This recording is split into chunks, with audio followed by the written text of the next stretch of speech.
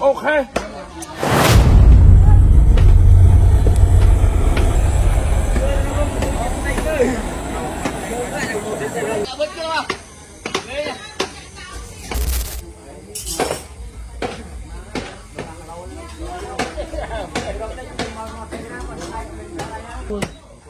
Lạc lâu ơi. Nãy thằng lông quá. Em thì nó là lâu thì anh ơi. Bố mong cho lại đây.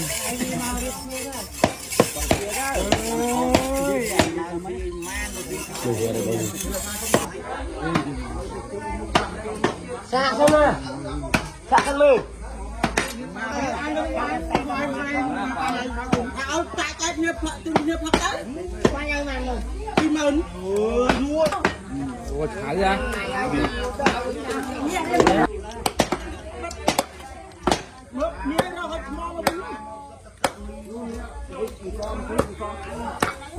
Không. Con đây ngon không? Chàng thấy con này.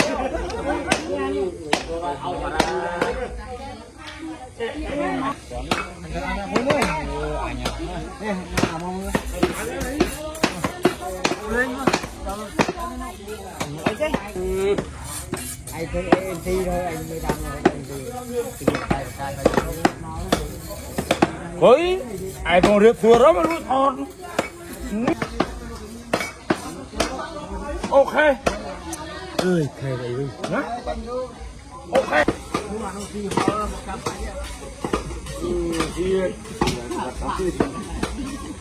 Ai tóc cái anh vừa tha thì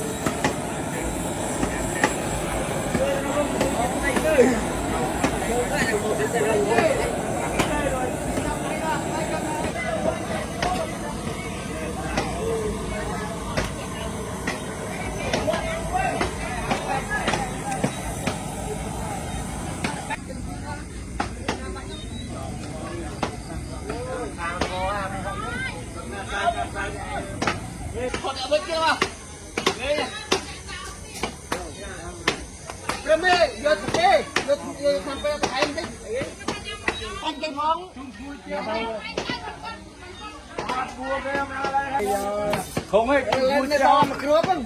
tiếp đám mọc rồi mình hạ cái chặt đầu đây rồi này. Người té không tha su thế. Mình giờ mình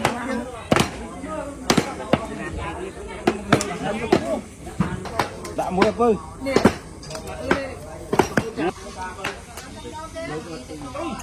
Lùm lắm con em.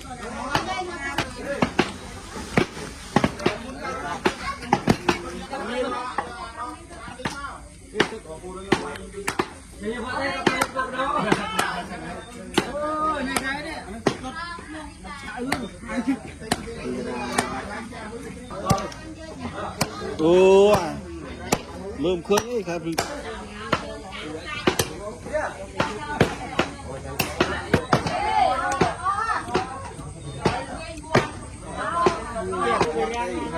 Riêng riêng.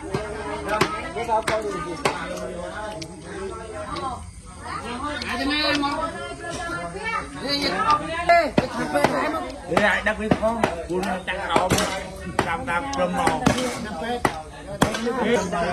Anh cho ban một cục hắn tỷ cái Nghĩa. anh chưa ao cho đặt tay anh tay lên ô đi em nằm riêng ấy hả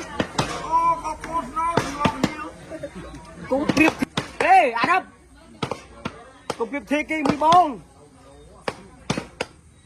thì cái ai là nó có hỏi à anh nó bon không anh